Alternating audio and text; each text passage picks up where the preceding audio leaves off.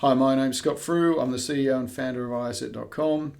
Welcome to this vlog. Hopefully you've seen the preceding three, otherwise it might be a bit challenging for you to understand where I'm at. This particular series is targeted at distributors across the planet, and the questions I get about how I would build another one or how I would rebuild one given my history. So the next step for me would be to deploy a support system. So why do you need a support system? If you're a reasonably value add based distributor, there will be technical pre and post sales questions flowing into the organization. The problem with, let's say, normal broad-based distributors is they don't do any sort of support at all. They leave that to the manufacturers to cover through their various systems. But there are times when you're going to have to deal with issues that are related to your distribution organization, to those products that might be only a distribution level question, and they never get tracked properly. Yes, people will still call, maybe someone will deal with it, and off you go. You've got no idea how much potentially each vendor's costing you in support time, how well your support or your post-sale support is going if you cover post-sale support. So the recommendation would be to put in a support system. There's plenty on the market. And I'm not talking about an ITSM type system. That's far too complex. It's just really a help desk, because when your customers contact you post the sale, your resellers, they want to know you're acknowledging that email or request, and using some of these more simplistic support systems that will allow you to make sure that they understand that you're taking care, or at least you've acknowledged their problem and what the escalation processes might be for that. So support system would be the next one. It depends on your organization. The next one for a distributor would be our CRM system.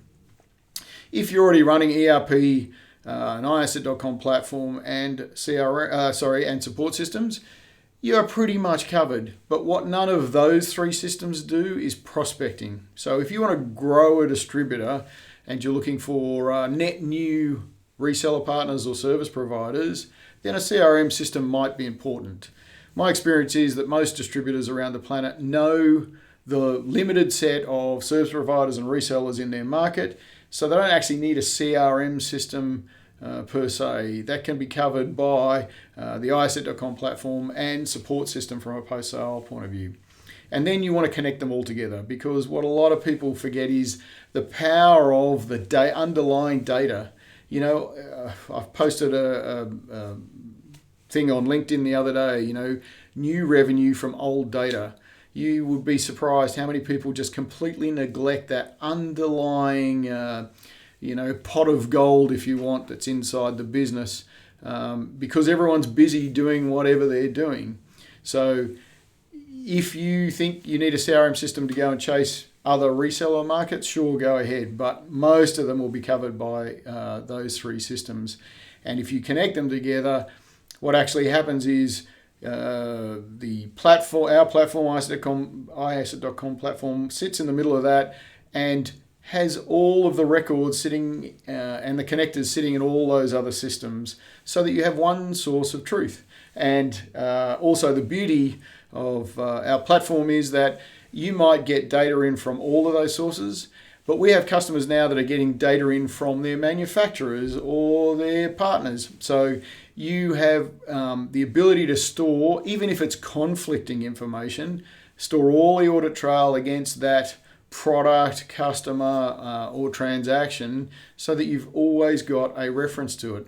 And of course, once you've got all that information, if you watch my previous vlog, then we get into install base opportunity management, which is really an extension of what you should be doing across that data set. So that's kind of the end of this vlog set about systemic operations inside distribution organizations, and what I would do personally to do that. I will continue on the distribution path on what you can do once you've got all those systems in play and that your data's being tracked appropriately. Thanks for listening.